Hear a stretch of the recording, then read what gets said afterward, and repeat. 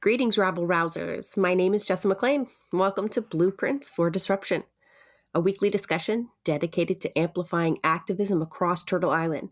Together, we will examine tactics, explore motivations, and celebrate successes in disrupting the status quo. This podcast is a proud part of New Left Media. Welcome to another deep dive inside the NDP. From Layton to Singh, the 20-year struggle for the NDP's soul.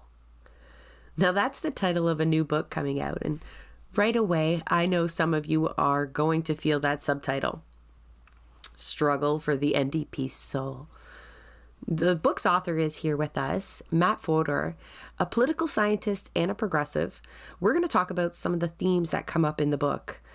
Themes, we often hit on here at Blueprints of Disruption when we discuss the NDP. Things like the party's drift to center, its disenfranchisement of its members, and its authoritarian approach to organizing. What is new about this discussion is the detail and the explanations Matt is able to provide after countless interviews and all of his research. Matt's book, From Layton to Singh, The 20-Year Struggle for the NDP's Soul, pins down just when the NDP decided to start disregarding resolutions passed at convention, appealing to the business class, watering down our messaging, and essentially destroying the roots of the party.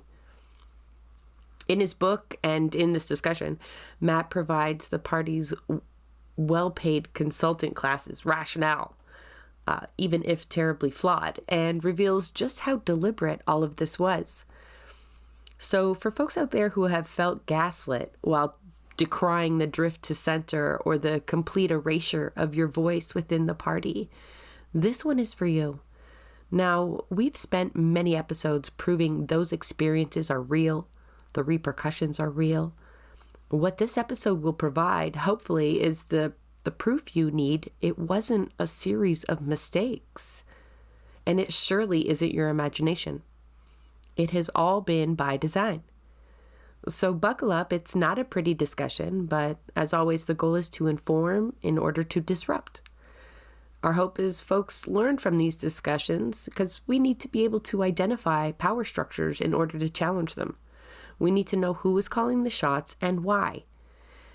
Now, I didn't want to give away all of the juicy details that Matt has in his book in this podcast episode, so be sure to pick up a copy when it comes out on October 18th. Let's just jump right into the discussion. There's a whole bunch of folks that are trying to figure out, how we got from the roots of what we know the party to be, based in socialism to what many people see today. So a lot of people weren't even born at its creation and surely did not see this transition. But to take that interest that you have and take it to the next level and actually write and publish a book, what was your motivation there? Well, my motivation is interesting. I have been writing about the NDP for many years in places like Rabble, in the Socialist Project Bullet. I've written several articles, been a left critic of the NDP, in a sense, but somebody who wanted to, somebody with obviously with the idea that it could be, that activists should try to push to make it better, but be aware of its limitations. And I think that's been kind of the motivation of my writing. So I've been writing a lot about it. I've been doing a doctoral dissertation about it, which is still not completed, but I was approached. I was to write the book by a left-wing activist who was then at the time working working with Lorimer Press, and he had known about my work. I was at an event with Nikki Ashton had hosted an event at the Rhino Bar in Toronto with Linda McQuaig, and it was a discussion on a very well attended and interesting event on public ownership, because at the time she was the party's. I think she had some critic position on public ownership at that time. She did, before they took it away from her. That's right. They took it away from her for that Greece they're going to Greece to visit her sick grandmother, and they decided to kick her out of her leadership role, criticship role. But so I was actually approached. So I'm to write the book, and this was during most of 2021 when we were still largely in the lockdown. So I threw aside my dissertation focus and started writing the book because there was such an interest in this. And interestingly, things really came to fruition just as I was finishing up, was just as the deal was happening. Obviously this was in the winter of 2020. This was I guess January 21 that I was approached. So there was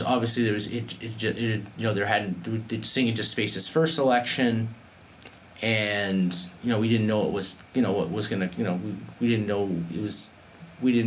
going to come to be of that. We didn't see the pandemic coming. We didn't see the truckers' occupation. We didn't see the deal. So, but interestingly, this book was just concluding. We were just finishing up just as these events early this year with the Ottawa occupation and the deal with the Liberals are coming into place. I mean, yeah, so you do hit on that. You're kind of starting at the end and giving away the spoiler. I mean, reading your conclusion, you seem to think highly of the deal. Am I mischaracterizing your... I don't... I'm kind of agnostic on the deal, to be honest, because I see it. I mean, I think it. I see it as largely the Liberal. It's kind of asking the Liberal Party or demanding the Liberal Party impose its own electoral agenda from the 2021 election, and the NDP itself has become a sort of, it's become itself a force of small L liberalism in Canada, right? Like, it's become a party where it's the sign that the book talks about a conflict between the socialist left or activist left versus the power-seeking orange liberals who run the party. And this was the kind of deal, and short of getting power themselves, being junior partners in Trudeau with the Trudeau Liberals and getting a few things done is like the second best option in a sense. I want to give the audience must go read this book when it's released. Matt, at the end, we'll kind of make sure we get all your details there on how folks can get a copy. But the last line here, I think, speaks to quite a few episodes that we've done, not just on the NDP, but, rings true a little bit through the interview we had with Dimitri and the Green Party. I'm just going to read it out here. The consolidation of power by professionals over the first 2 decades of the 21st century had greatly hindered efforts to fundamentally transform and democratize the party. Now, in the context that you put that, you were talking about the most recent election, but reading through it, it's clear that that's a theme that began right from as far back as 2008, really. And you call the book From Leighton to Singh, but you do start much earlier than that. And I think those are real critical years that you cover in the first few chapters there. I'd like to get into those a little bit. I don't want to give away too much because, like I said, folks really need to, like Matt said, this is a real academic, in-depth, but like easy read on just how we got from a progressive platform, a genuine progressive platform designed through resolutions, to a really manufactured, liberal-esque or worse platform that is, really just drafted by very few people. And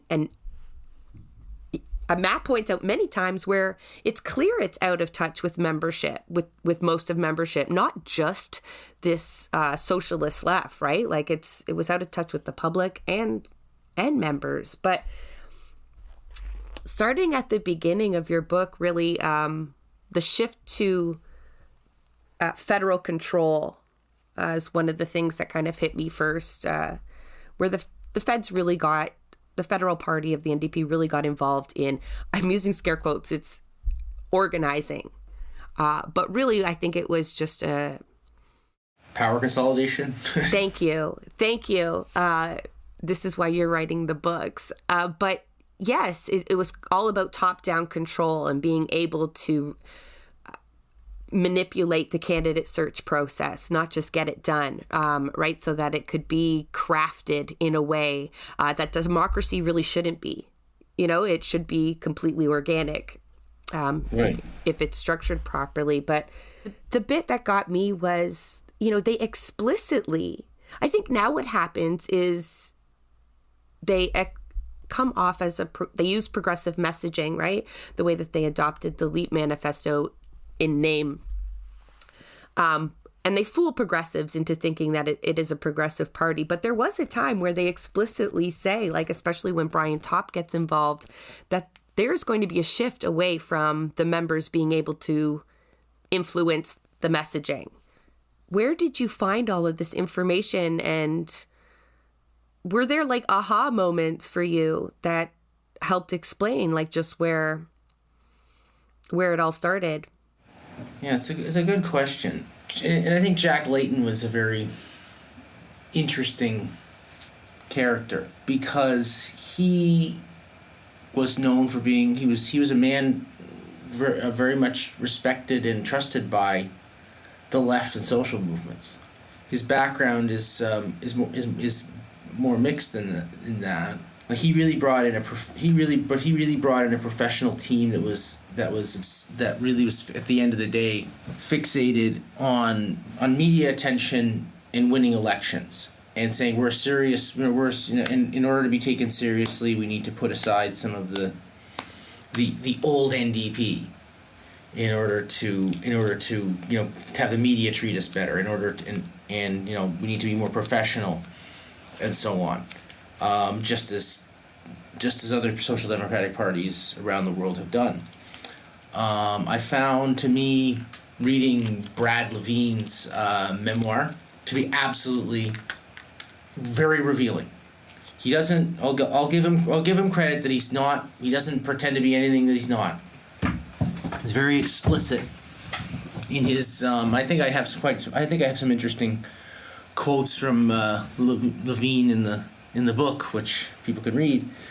But it's very, very explicit that we're not about. He's kind of like, we're not about ideology. We need to put aside left versus right, and we need to move on to quote relevant issues, and so on. I found his memoir extremely revealing because he openly talks about how how conventions are basically, they should be media showcases, and that people inside the convention need to be mindful of that. So he almost proudly takes, almost proudly, or does proudly, I guess, talk about how democracy in the party had been streamlined in order to get media attention. So I found Levine's revelation very interesting.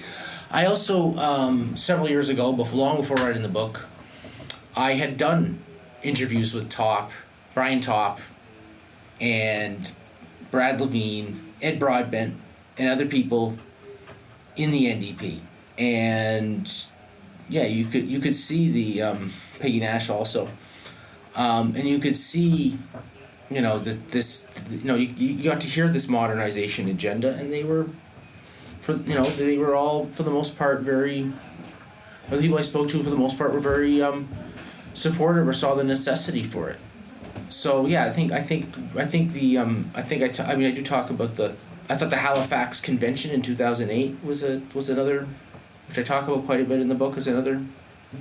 Some people are more critical. Modernization was, interestingly, it's a term that they use. It's a term that they use just to move to to the center and get media attention. That's it's just a term that it kind of makes it sound like it's a necessity. It's like you don't even have to talk about the policies anymore. It's just some bureaucratic necessity, right? That we have to do. It's not there's no ideology behind it. And there obviously is.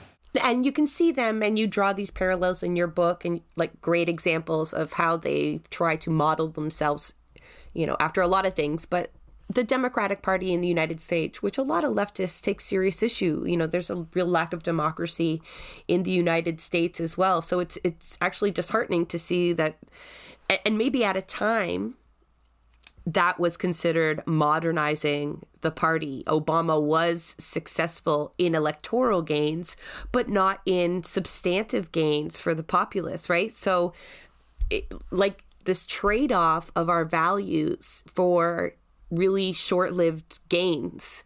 Not short-lived for everyone, though, because you do make a note that I wanted to make a point of, that a lot of the careerists, there are themes of people that are staples throughout the book that have left legacies of this professionalism Matt discusses. And they have made careers out of it. So they drift between the provincial wings and the federal wings and they've got their hands on all kinds of campaigns, but also are, then rewarded in the private and public sectors as consultants. And I don't think that signaled, and I don't think you imply this either, as, these sectors embracing the NDP now as, meaningful contributors to whatever that they're doing. It was, I think, rewarding them for pushing this party to the center, and the way that you can appear to be a progressive option. Sometimes they failed at that miserably as well, but and meanwhile still be promoting neoliberal ideology and not having to sell out the capitalists. So that was in high demand, that kind of campaigning. But now that isn't modern at all, is it?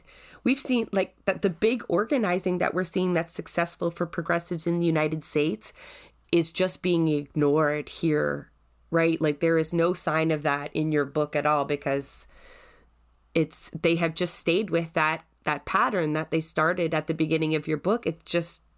That's what we're experiencing still. There's been no continued quote unquote modernization. No, there haven't. I mean, they've, they do identify, I guess, to some extent with the Sanders and the squad to some extent. But by and large, they have not embraced they have not like as in the Sanders campaign, they have not been interested in building a mass-based movement of the working class that Sanders has tried, and activists that Sanders has tried to do against the 1% or the I guess billionaire class, you could say the capitalist class, or what have you, the 1%.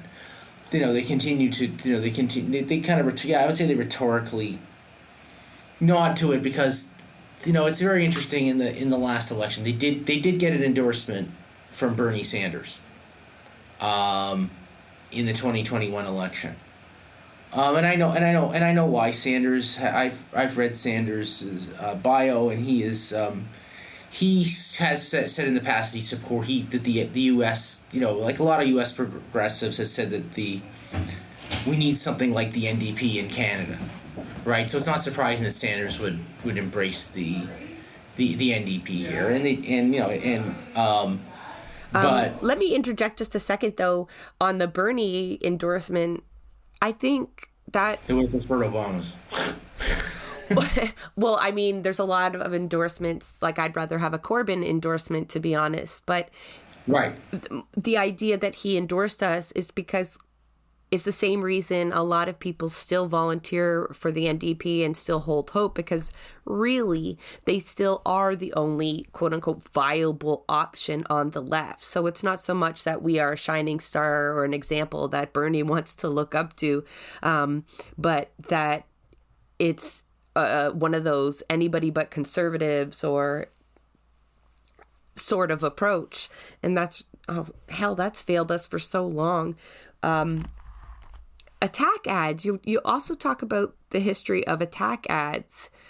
That is something I don't think, rings well with membership either, but it's something they have persisted with. Why do you think, Matt, they continue a lot of these, what I consider failed strategies, and I think we've pointed to a lot of electoral failures here, more so a real failure to push the Overton window left.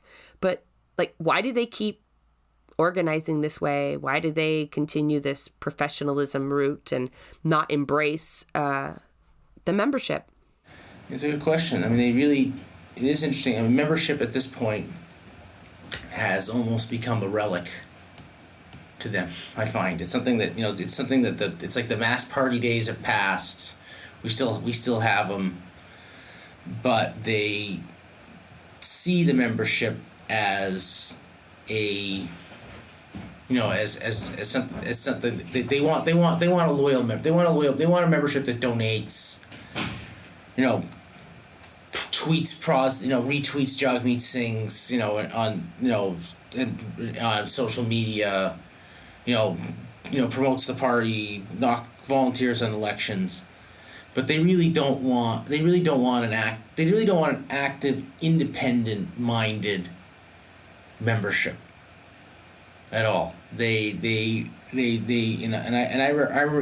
reading now this a bit about the election for the leadership of the BC NDP right now, which I find to be very interesting, where Ajali Appaduri is running as a kind of a left insurgent candidate when they were just they were just hoping for a coronation for David Eby.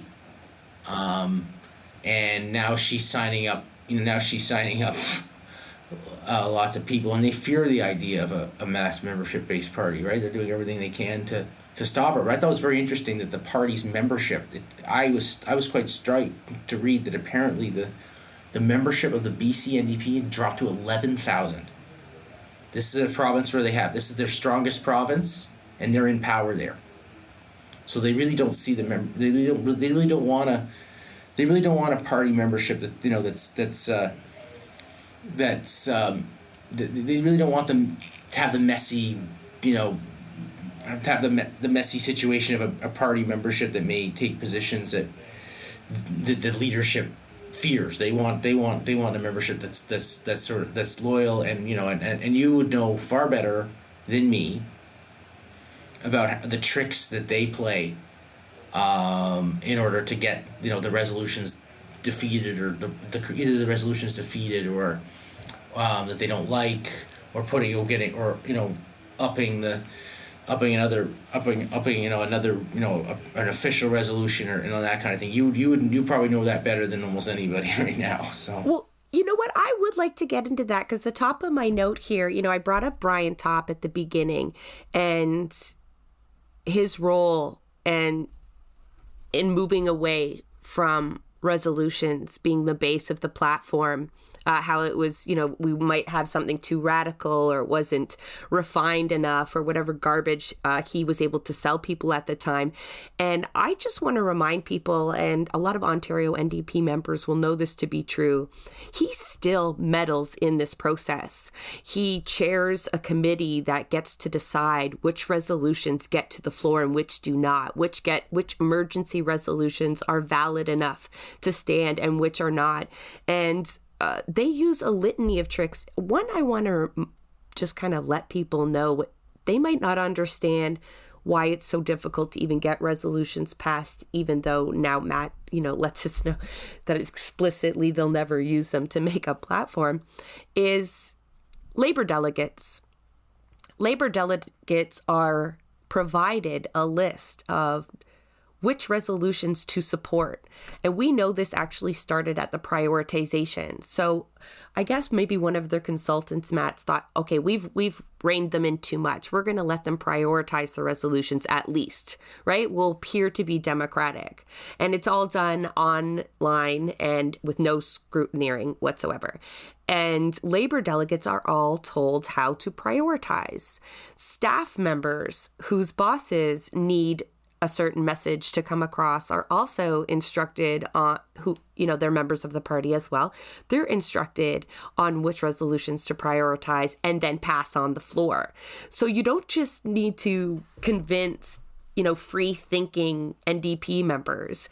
You have to ask people to vote against their boss's instructions when you go to the floor and try to pass a resolution or you try to get elected. So this professionalism that Matt, talks about, we feel on the convention floor and in so many other ways that we've discussed on the show before, but they have done this for years now. And Anne McGrath is another central player that Matt gives us plenty of examples on how a key of a player she has been in silencing the membership as a whole and giving power over to the what I refer to as the consultant class of the NDP. And she, to this day, with a very, I would say, spotty losing record electorally, maintains such power is beyond me. How we have not replaced these folks with something a little fresher. And that's not just a comment on her age, but the fact that they're using the same tactics that you can date back to 2008. In your book, do you want to talk about any other key shifts that go beyond that? Folks always talk about removing socialism from the Constitution. That is a real sore point for a lot of people. A lot of people left then. Yeah, they did. That was a very interesting battle. It was first unveiled at the 2011 convention, which had followed an extraordinary breakthrough in the 2011 election, where they had the official opposition. That also happened to be the 50th anniversary of the founding of the NDP in 1961, where it was created out of the CCF,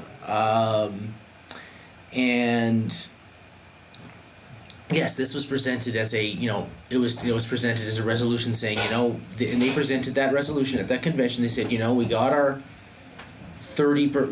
we got official opposition, but we need to win the next election. And in order to get to the next tier of voters, we have to. The socialism thing is holding us back, right? As if most people voted for Jack Layton. But the thing is, Jack Layton, people did not vote. These leaders like Levine and Top, they believed that the 2011 election was a vindication of their centrist strategy. That people had, and they also seem to believe, apparently, that people look at the preamble to the party when they vote, apparently, and this preamble would somehow stop people from certain people. The preamble of our Constitution, right? Our Constitution, that's got a lot of hits on our website. Even like 1 in 100 Canadians care about that, so it was but the 2011 election. We should talk about that, because that was the high the high point of the NDP's it's peak centrism, right? Peak orange liberalism, I guess, right there, right? Because this was a time after the 2008 election. They came to the conclusion that we need to, they had already moved. I talked quite a bit about the some moves to the center. In the 2004, 2006, and 2008 elections. And we know from, I talk about the first election out where, and you've already mentioned this before, Jess, I think, where Brian Topp sort of said that we can't have an unwieldy. We need to streamline, and we can't have an unwieldy platform again. So they already were moving on. They already started moving to the center on issues like on taxes, on crime. They started moving more to the center already. Balanced budgets. Yeah, Mulcair is so a great example of that move to center. Yeah, I think. Yeah, exactly. This is happening before Mulcair. Right. Yes. This is happening under Leighton, and so you have that already. But after the 2008 election, I think they really start streamlining. They really start streamlining the platform and saying we can. I talk about this in the book that after the 2008 election, they come to the conclusion that we got our because the party had been in the dole. It had been on its practically on its deathbed before Jack had become the leader, and he revived the party back to its normal 18% of the 18% of the vote, a kind of historically normal. So that okay, we got our electoral, our traditional electoral base back. But now we want to replace. But they suffer from these people in the Leighton. The Leighton crowd really sees an opportunity to displace the Liberals during this time. This is a huge. This is a huge theme going on in the Leighton years, right? Because you have the defeat of you have the Liberals defeated after the Chrétien Martin Liberals are defeated in 2006, and there's sort of an opportunity. They see an opportunity to replace the Liberals on the center left because the Liberals have two disastrous leaders in Dion and Ignatieff. So they see an opportunity to replace the Liberals which is their historic goal of the it is the historic goal of the CCF NDP was to in part and it's not it was to displace the Liberals as the progressive option, just as had happened with that was a goal of the founders of the NDP in 1961. And they wanted to do what the Labour Party did in Britain a century ago, but the problem is increasingly they operate on the Liberals' turf in order to do that. They're not trying to. They're saying in order to replace the Liberals, you have to sound more like the Liberals. So Liberals in orange, in a sense, I repeatedly refer to them as orange Liberals in the book. So they see so they target. You see in 2011, they really target these disaffected Liberals. Their focus groups tell them that Ignatieff is disliked.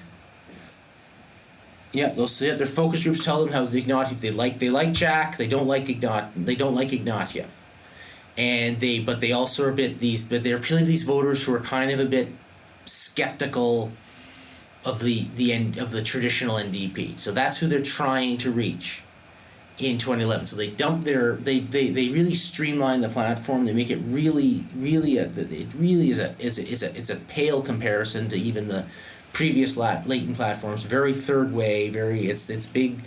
If I recall correctly, the big platform thing was called they had like 5 or 6 key pledges. One of them being reward the job creators. So when you say streamline, that sounds like efficiencies, right? What it really was is nothing. Yeah, nothing. Very little substance. It's substance free, right? It's like hire more doctors and nurses, reward the job creators. Deal with clean up Ottawa. To be that fair, kind of thing. Those are winning campaigns now. They don't do anything for the Overton window, but that's what my PC and my CPC MPs send me as their flyer material, right? Like really no substance at all. Yeah. And unfortunately, it works. That's the awful thing, though.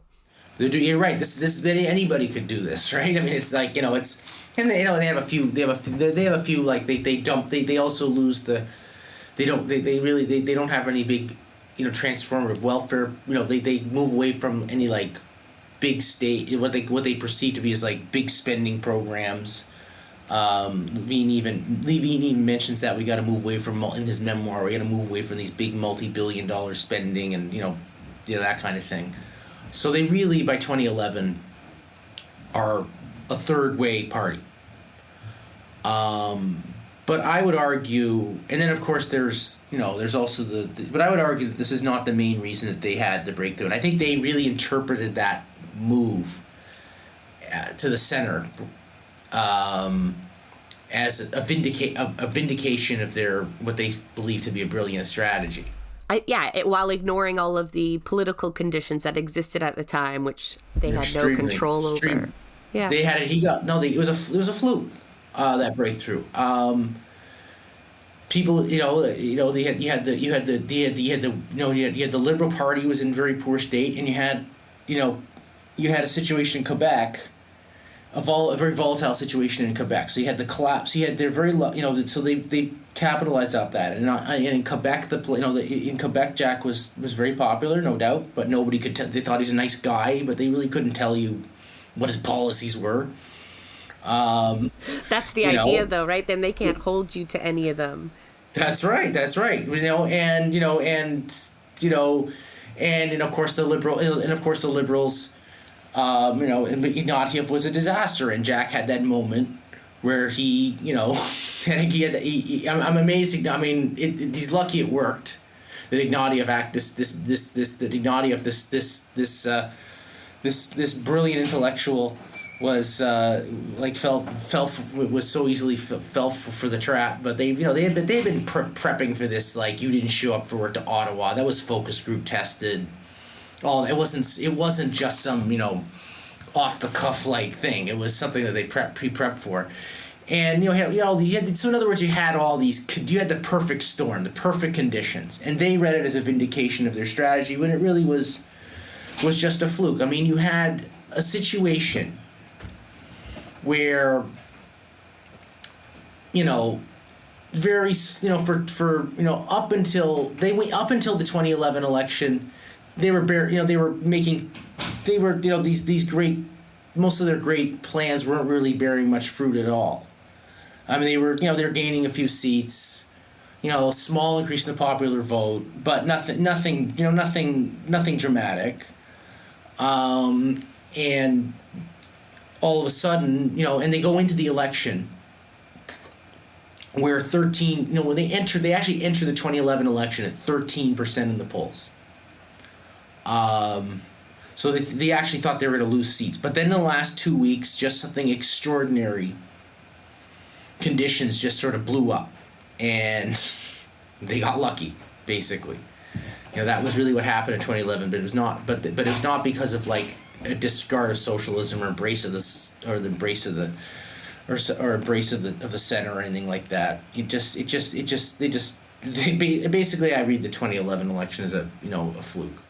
Yeah, I think a lot. If there's one election that NDP members sit around and talk about and theorize on, it's that one. And I don't think anybody has ever, at least in my circles, which tend to be pretty left and frustrated, don't see that as any success of the professional class or the top-down approach, but pure luck and charisma.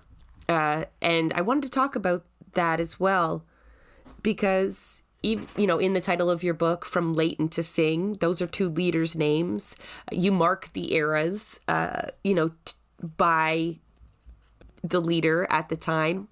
And I see the leadership cult that we've also used as a strategy has failed us. So not only has it been about simplifying the message and controlling the riding associations or essentially marginalizing members, but it's about building almost everything around one person at a time. And when Leighton left, that was, it was really hard to replace that personality. And his personality played a huge role in his political career. And, he had a dedication to a lot of issues. I'm not just saying it was his smile and the way he could speak. But, we've done the same with Jagmeet. And all of our dollars have gone into building this up. And we've not really been fruitful in that way. Like, we've not been able to replicate that kind of leadership appeal either. Jagmeet is popular on social media, but it doesn't translate into the votes that Jack was able to capture, for whatever reason. What do you think about the focus on leaders, even though, your book actually talks a lot more about the staff and the processes behind it than the actual impact of leaders, to be honest, right? Like, you do give credit where credit is due, but we've really fixated on them as a whole. And well, the staff, the continuity, that's the continuity, right? Is it was with the staff. And Jagmeet, to what I can tell, is Jagmeet has really been freed of any real bureaucratic or managerial role in a lot of ways. Even though he is the leader of the party, he's really a spokesman and a salesman for the party. He does not seem. He does not. I from what I am told, he's very. He's not very. He's very uninvolved in a lot of the big decisions, and I think that I feel like it's really the staffers really run the show there essentially. I think it's just this. He's the salesman. He's the charisma. But it's it's kind of it feels like it's. I mean, I think you referred to it. We've become an advertising agency. Did you not? Something like that? Yeah, no, that was one of my tweets that went particularly viral, and it was the position I took when we continually lost and centered it around a Jagmeet personality and the TikToks and very little substance. That's right. I mean, you can be liked on social media, but people want to think, are you going to govern? Are you somebody who's going to govern the country? Govern the country? And do you have the ground troops there to actually, motivate the vote? Do you actually have the ground troops and organization in order to get your voters out, or do you just expect some people to be like your TikToks and think you're the nicest of the leaders, and that will get you in? It doesn't.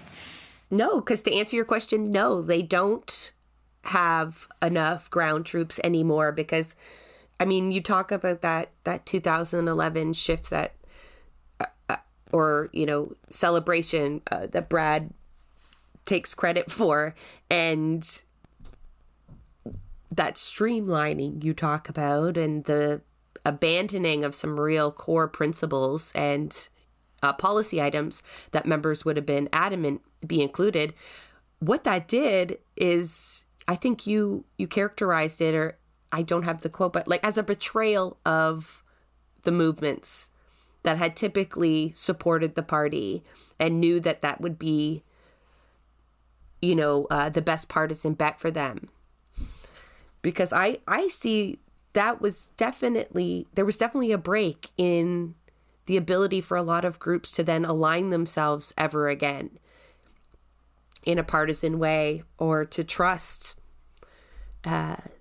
this so-called progressive party. So that impact has been felt on the ground, right? Where you can convince people that Jagmeet is the friendliest, because I think they've done that. I think the polls show that he is well liked in that way, but you then have to get people physically to the polls. You have to motivate them to take time out of their day to choose you because they think it will change your life, not because you're cool. That's not enough.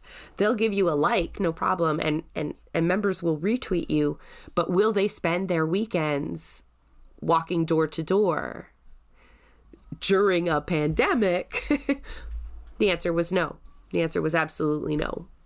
The membership, you talked about BC's membership numbers, and I don't know how forthcoming the party is, but from my personal experience, many have walked away. I've known many riding associations that have just completely folded, which not only is probably 5 or 6 members at least or more that are no longer involved, but that entire electoral district has then been cut off for any ability to really tap into the community there. But like you said, right? And that line, I wrote it down, that line that you said earlier, that the membership is really just seen as a relic.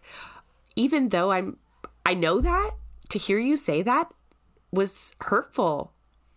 And because I think of all the people out there still working really hard for them, and they are, but you're right. But I think people need to hear I that. honestly just came up with that thought that today. Like, I want to say there's something I was thinking about the role of membership, and I felt that they were just being. It's like it's a corporate takeover. It's like streamlined out of existence, efficiency. It's like the capitalist corporate mentality that's sort of taken over it's even taken over the party of the grassroots and of working people, and it is just it's happened with unions too, and it's really it's a sad reality. Now, I mean, I'm not, I think that's something that people can continue, and if they want to make a better NDP, they should perhaps continue with that if they have it. But everything you do, you run into these traps because they don't want to lose control of the party. They don't want to lose control of the party, and if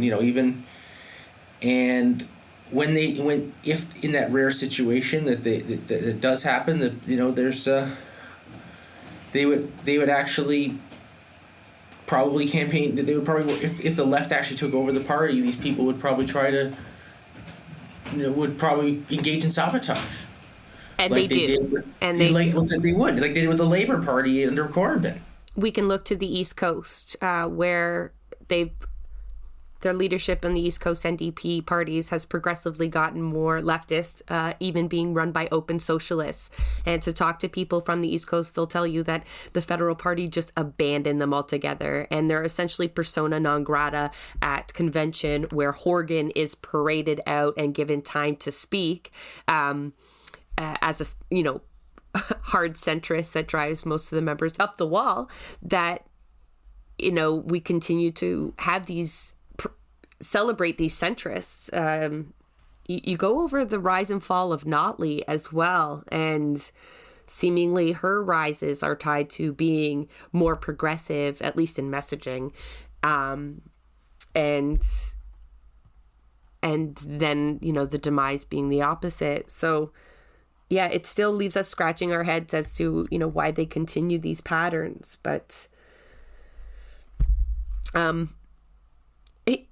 you talk about people trying to change the party, but I think like what I got from your book that reinforced what I think a lot of us have experienced firsthand is how many years they've had to feel the pushback of membership, and how they've continually then designed the structure and the committees and the Constitution and the convention and the candidate search in ways that will prevent any kind of change back to the way it was, where the ridings and the membership hold sway over messaging, over the democratic processes of the party.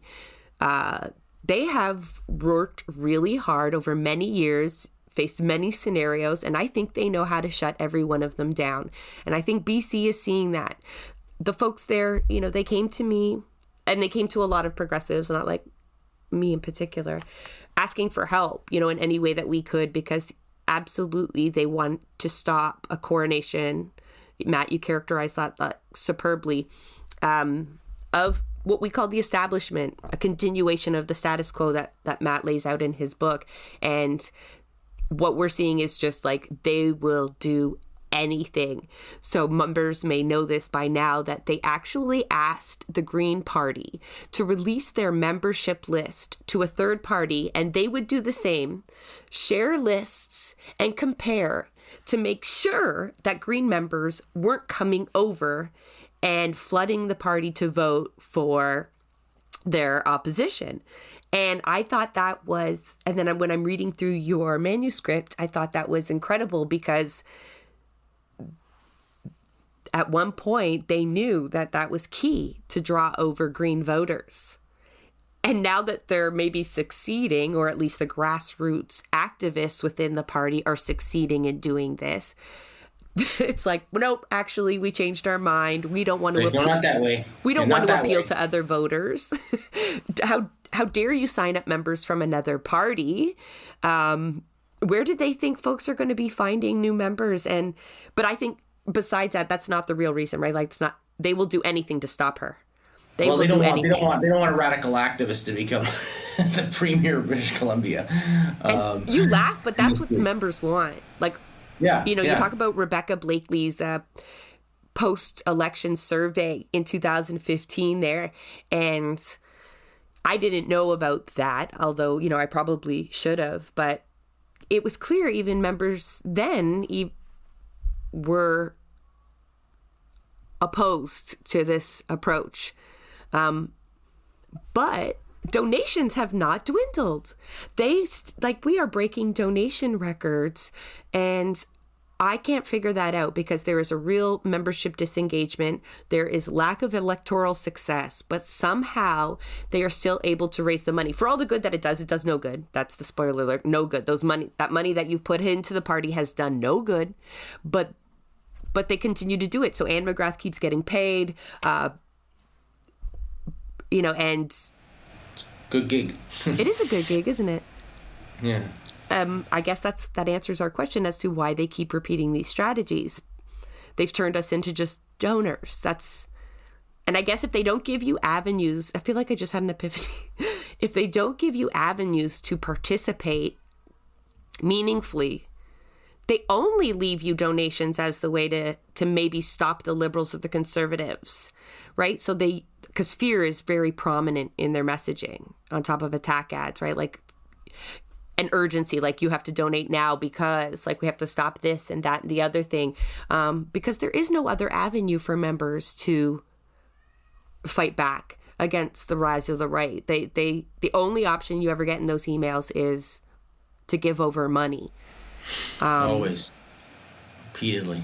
They're infamous. These donations, right? They email you like how many times do you get an email saying we gotta break some fundraising record, but by midnight, like tomorrow or something like that, or else the fate of Canada or humanity or whatever depends on it. Look, you talk about vote share a lot in the book, to compare the success and failure and seats gained, and that's obvious way to do it. And the people running the party now, the only thing they have to brag about is the amount of money they can raise. But what I would like to see accurately measured, and I don't know if there is a way, is what all of these changes, the shift to center, the strategies that they've adopted that you so well lay out, what that is done for membership engagement. So that is, boosting the party in between elections because there's not really much to talk about, or how many people are giving in hours of volunteerism during the election. And I think that is when you're trying to build a movement, because most of us, that's what we're trying to do, right? It's a political revolution we're after. We need people, not money is good. Money is obviously going to be a key part of it. Unfortunately, we'd love to take money out of politics, but it's there. It is that evil necessity, but we need people most of all. And that discussion doesn't seem to happen in your book. No fault of yours, because you're reiterating what's happened to the party. And other than how we talk about pushing members and their ideas down, we don't hear them again in the book. Not really. They seem to have just stopped playing a role. Did you interview a lot of... I know you did talk to me. I'm not like an internal party member. I would be considered just like a grassroots member. Did you talk to other grassroots members to get? Yes, I have. Yeah. Yes, I have spoken to. I've spoken to grassroots members, as well as did have some discussions with some of the inside bureaucrats and a lot of former a few MPs and former MPs. Speaking of MPs and MPPs, what I find disheartening, you talk about at one point, like there's really been not a lot of pushback over the years, this drift to center from the caucus, save for, well, even what happened to Mulcair was not necessarily entirely driven by the caucus, right? But I think like there's only been really one exception that I can think of over all the years I've been involved. Well, okay, is Nikki Ashton, in terms of criticizing this drift to center and continuing to push more leftist policies rather than using the catchphrases that some of the other MPs that are popular use, but actually doing the work and private member bills that could be transformative. And then it's not supported by the party. But they must see her popularity. And do they not like want some of that for themselves? Do they, not see a value in some of the MPs that happen to activate a different contingent of members? We hit upon the treatment of Nikki Ashton by the party, who I consider the real only... Leah Gazan, I'm sorry, has been also pretty vocal and then independent in her pursuit of, actual social justice and economic justice. But how would you explain, knowing what you know and what you've researched, the treatment that Nikki gets from the party? We've talked about the control of members, but not really of the MPs or MPPs. Well, they don't want anybody too independent and they want somebody who's, they want loyalty to the leader. It's very important. And she and obviously if she had her leadership campaign was very much based on, very very much directly oriented towards disaffected members and activists. She wanted it. She wanted to be something like she really wanted something like she really wanted a party of socialists and movements, democratically, and accountable to the grassroots, and that's the last thing they want. And she did not have the numbers, but had she had won, I'm sure she would have absolutely gotten the Corbyn treatment. Yeah, she did. She is getting it. She is getting it. I mean, they would have undermined her. Had she, they do, and that they will. She still gets elected in her constituency, and they don't want to. Not from them not trying to stop that. Like in the most recent election, the party went so far as to essentially sabotage her campaign with a press conference that featured a liberal candidate, her liberal opponent. And when he spoke against Nikki, nobody said a word. He stood next to Jagmeet Singh and other members of the NDP caucus that were in Manitoba. And Nikki was left out of this conference, and instead her opponent was included. Well, somebody supporting her opponent. Sorry, you are correct. Yeah. That's right. It was a First Nations chief. Two people who were partisan liberals supporting her opponent were at this press conference, and he said, "Actually, we're supporting." Yeah, and they said, "Oh, actually, they said he made this announcement." He said, "Oh, I'm actually supporting the liberal candidate," and then the other fellow said, "Yeah, me too." Complete embarrassment.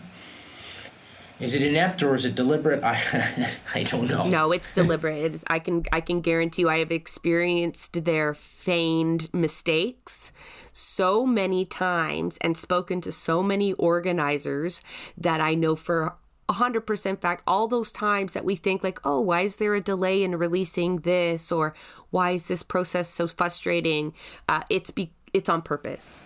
It's not, again. It's there is method to the madness. It is not just spectacular incompetence. Right. And I think a lot of people will feel really validated reading your book, Matt, because right now there's this gaslighting that goes on where we are saying this is how the party is, and everyone there is saying that's not true. Yet, those are the same people who have explicitly designed the party that way in years past. They felt years of heat and now have reframed their messaging so that they want to tell us that we are involved, that we are important, that we are valued. But meanwhile, they've created an apparatus that makes sure we cannot access any of that. And I think that's worse, at least if you knew, members who saw this shift and, can read, well, I'm not going to promote Brad Levine's memoir, but when they get it from the library, if you don't want to, if you don't want to, just read know. my interpretation. I get a lot of the key. Read my book. That's right. Yeah, exactly. Read Matt's book and know that I get all the relevant Levine. Yeah, know these people are proud of turning the party this way. They are absolutely proud of it, and now they've turned around to tell us that that's not actually what's happening. So, like, for me, I just felt like there were so many excerpts that I needed to, like, share with people. Like, I didn't because it's not out yet, but I was just like, so-and-so needs to know this, because they always wonder why this, why that, how did it get this way? And when I'm reading through it, it was fun because if anybody's ever been in an in-depth discussion on why the NDP is so frustrating, or maybe a chat group, or on the New Demo Chat Slack, right? We go at that a lot. And I felt like this was a real collection of all the answers in chronological order, with context that allowed us to explain how we got from where we were to where we are now, and even the people to blame for it, which is really fun, because those people are still within the party and they still heavily influence the party, and they need to go. Like, if you folks, I'm just don't have any energy for that at the moment. But if there's folks there that are determined to change the party, they need to see these names. They need to know these processes so that they have any chance at fighting them. And that's essentially what my show is always for, Blueprints of Disruption. So by providing, Matt, the context on how it was done and why it was done, I think you're going to help people disrupt that. Is that any intention, or is that just a welcomed side effect? I'd like to think I'm helping with that. I think people need to be aware. I'm not telling people what to do, but I want people to be aware of what the part. Except that's right. Buy the book. Buy 10 copies, please, and get every relative and friend to buy one, please. And when I'm telling people what the party is, I really want a sound and sober analysis. I have to say that I get a bit frustrated a bit. I mean, I guess we're not burning bridges with some people who might be promoting my book or saying nice things about me, but they probably don't listen to me. Well, I mean, I think they do. I think there's some people who do, because these are left some of the left critics as well. They often write these articles saying, like, if only the NDP, the NDP should stop being liberals and they should realize that, the NDP must do this. The NDP should do this. If they only realize that, like, a leftist strategy is better than a centrist strategy, they could make gains. But I want people to understand the internal workings of the party. It's not just a misguided understanding of centrism versus left. Right? This is a repeated pattern for 20 years, and I don't think they're just numbskulls who don't understand that the federal NDP would do better. The numbskulls who realize that we already have a liberal party, and the NDP would do better if they were more leftist. I think there are serious structural barriers to democratic participation, grassroots participation in the NDP, and it's also and they're a power-seeking party as well. I mean, I talk quite a bit in the book about the role of provincial parties. Like, I talk about particularly about the the BC NDP under Horgan, and also the Alberta NDP under Rachel Notley as well. And I think that this is something to be. It's very interesting because they in British Columbia, in Manitoba, in Alberta, the NDP functionally is the Liberal Party in a way, very much so. The small they are functionally they're functionally the Liberal Party in those provinces. And ideologically, right? Ideologically and functionally, right? I mean, I talk about them, and they don't and when the NDP, you know, and people like John Horgan, in the end of the day, are more powerful and important than Jagmeet Singh. So, Jagmeet Singh leads a fourth place party in Ottawa. Horgan is a premier, running the third largest province. And when they want to talk about governing, they all say, well, look at John Horgan, and that's what an NDP. Don't just want to know what an NDP government is like. Look at John Horgan. That's social democratic governance. That's NDP governance. And that's scary, especially if you're a land defender or environment. Yeah, exactly. Environmentalist. I mean, yeah, exactly. It's his party is his party's a complete. There's nothing like really leftist at all about this party. You have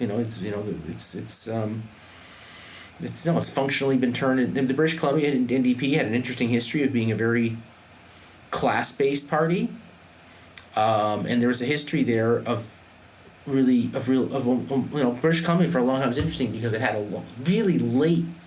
It really had the most class polarized politics of any jurisdiction in North America. Based on so it has a history of labor struggles and of radical labor struggles and a lot of in mining and forestry towns where you had a real which side are you on mentality, right? So for a long time the NDP was and the media there had been absolutely ruthlessly anti-NDP. They always had some sort of free enterprise. It was always about the Free Enterprise Coalition. Whether it's the BC Liberals or Social Credit before that, they always tried to they always had a free enterprise coalition in order to stop the socialists, right? And that went on until through the 90s. It was like a really long time. The NDP had was treated as this socialist, the socialist hordes, right? And now Horgan is completely. I like that. Yeah, I'm writing that one down. Socialist hordes at the gate, right? And this was the kind of and I mean, there's actually a lot to criticize about I don't want to idealize that situation, but But Horgan really threw a juggernaut into that. I talk about it in the book, into that, they could no longer, Horgan did was they could no longer credibly call the part, the whole idea of the free enterprise versus the socialist dynamic has been tossed away because Horgan is a centrist technocrat. It's not, and you just can't red bait the guy at all. So I've never and actually I'm gonna reveal something about to talk about this. It's actually a bit this is something that's not in the book, so I don't have to. So I'll tell you about it. I had a when I was doing my interviews. This is back when Mulcair was the leader. I was doing interviews with Levine and Top and others, and I asked the question about business opposition to how are you going to deal with the opposition of big business to an NDP government, because what happened when they were in power in Ontario, they faced in the 90s they faced a ruthless onslaught, and of course Bob Rae completely capitulated to the neoliberal agenda. He'd been elected on Ray was actually elected on a pretty left-wing platform. He was. He portrayed it. And he completely betrayed it, right? He completely betrayed it. Spoiler alert, he's always been a liberal. Yeah, that's what they say. But ironically, the lesson from the Ray government was to be more conciliatory to business. That was the lesson they took from it. They said this guy, so that ever since. We got beaten. We got beaten up by them, and we need to preempt that kind of onslaught. So that was Brad Levine's response, right? Like to No, placate to business. yes, it was actually. So I asked him about this, and I said that, what are you going to do? What I asked Levine, how are you going to prepare for this? I said, social democratic governments get attacked by have to deal with this, or there's a history of having to deal with this. And his answer was really revealing. He said that, he basically said, well, Greg Selinger was the premier, NDP premier of Manitoba at the time. And he said, well, we have a responsibility to be clear about our plans, and this is unnecessary. We form good relations with business. We're clear about our agenda. And look at Greg Selinger. He's not being attacked. So in other words, he's probably being paid. Yes. So exactly. It should never have happened. That is what Levine says. Like, they should never have happened. The idea that the business community, we should have good relationship with the business community, and it should never happen. So the lesson from the Ray government was... These folks have no class consciousness at all. None. No, they do not. None. They do not. No wonder we can't build any as a party. They don't have any. No, I mean they're consultants. They as we say. I mean, there's that talk. They wine and dine with the consulting. Yeah, what's class, Jagmeet right? Singh's worth $6 million? We've now elected them. Yeah, yeah. No, it's extraordinary. But yeah, but this is something they don't want to face, that kind of opposition, and that's of course, and in contrast, look what Sanders was talking about when he was running. He knew that his agenda, a radical agenda, would face the opposition of the capitalist class and capitalist media, and he's saying, what we need to do, my agenda. He said, fight for this agenda. But it's not about me. It's about, we need a powerful movement of activists to fight back when our progressive agenda, which, because at the heart of socialist and left politics really involves going up against big capital. Any serious redistributive program, they're not just gonna happily just sit there and accept this. These are the permanent rulers of our country. No, you just have to anticipate it, right? And build a bigger movement that can't be, stopped by capital. That's the idea. But that's not in their. That's not in their idea.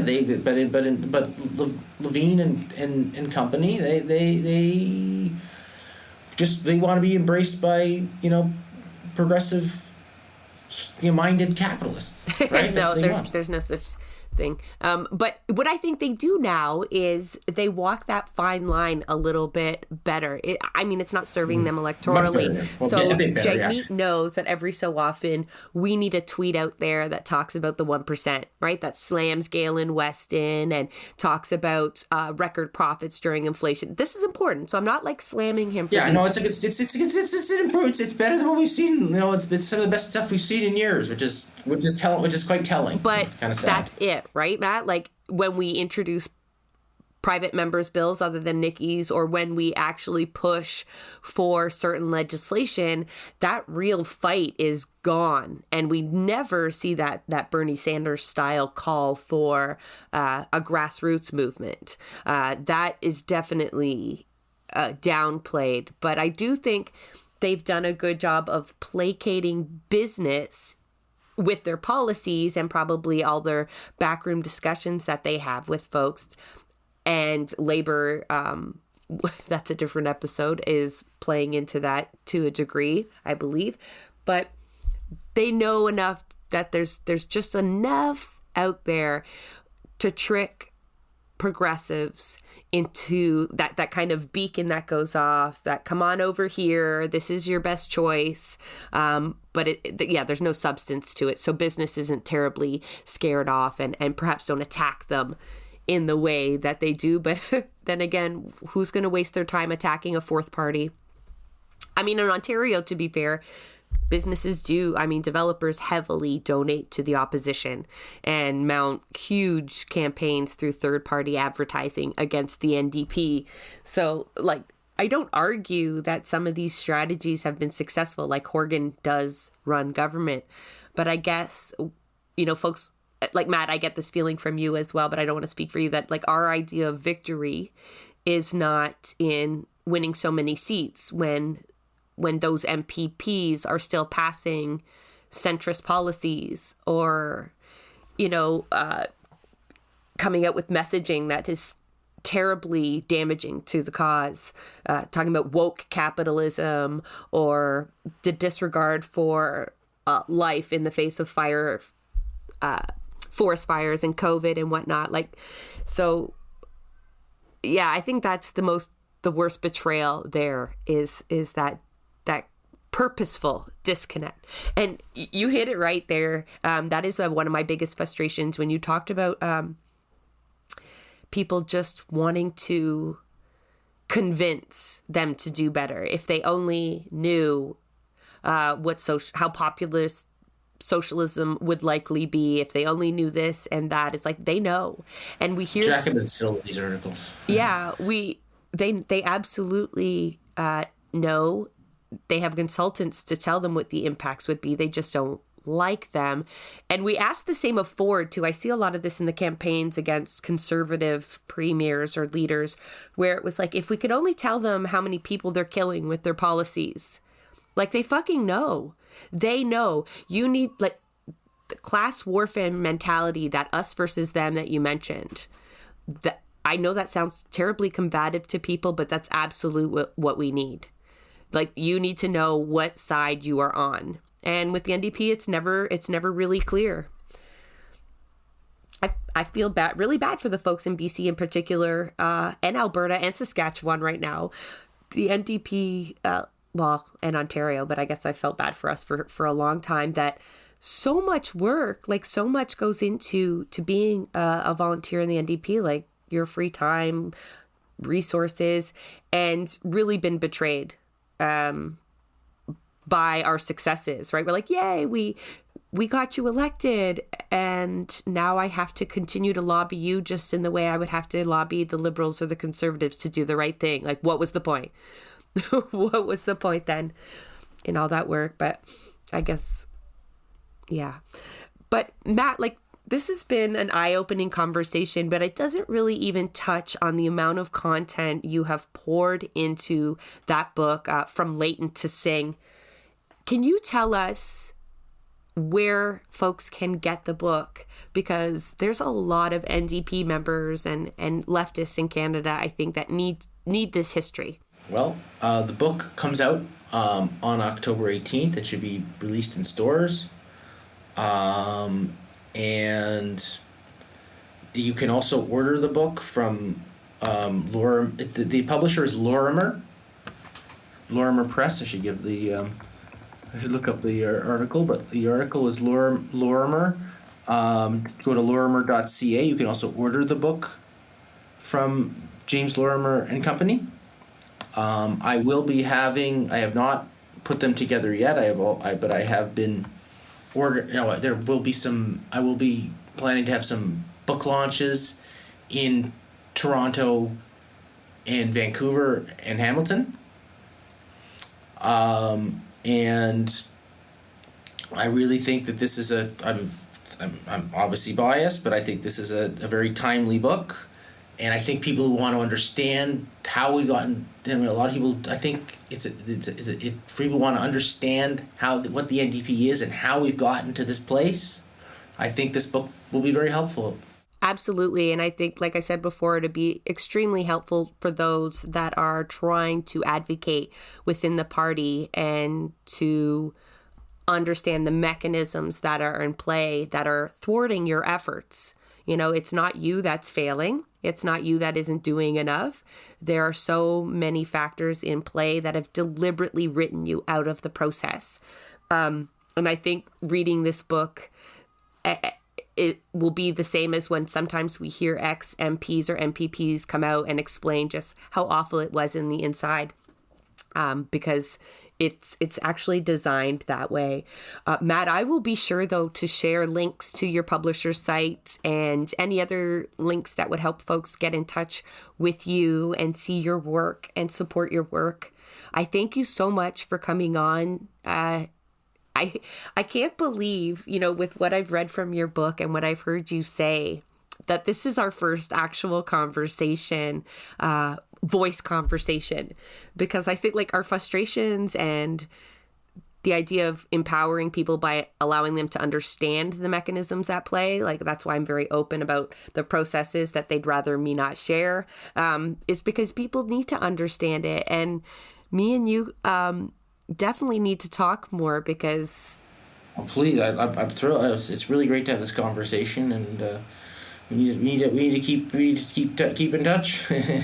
Absolutely, it's been a really great conversation. Most certainly, Matt. And I cannot promote this book enough. So once October 18th hits and we've got, a live ability to purchase the book, I am going to do my darndest to spread the word, because honestly, I'm so happy that you took the time to put in the efforts. When folks get to see just how much information is in there, and it's kind of like the receipts. So if you're looking for the receipts on how we became a neoliberal party, Matt has provided them to you in a book. You can reference pages when you're on the convention floor fighting back. So it'll be a banned book probably. They'll probably like search you when you come into the convention and say, let me open your bag and see what if you got any any subversive material. Yeah, you're going to lose your observer status, Matt, but we appreciate it nonetheless. I hope you find success in this, and I hope that it brings a lot of knowledge to people who need it. So thank you again so much for your time here. And thank you, Jessa. I really enjoyed this interview today, and I really found certainly speaking to you for the book actually very much helped me understand a lot of the recent developments in the 2021 election and that catastrophe. So I'm really glad you enjoyed the book, and and I really hope that we can connect again soon. We will. Thank you, Matt. All right. Bye-bye. Like in all things that we do, there's a team behind Blueprints of Disruption. I want to give a big thank you to our producers, Santiago Hello Quintero and Jay Woodruff. Our show is also made possible by the support of our listeners. So if you appreciate our content and would like to become a patron, please visit us at www.patreon.com/BP of Disruption. So if you know of any work that should be amplified or want to provide feedback of our show, please reach out to us on Twitter at BP of Disruption. Blueprints of Disruption is a project of New Left Media, an independent employee-owned company.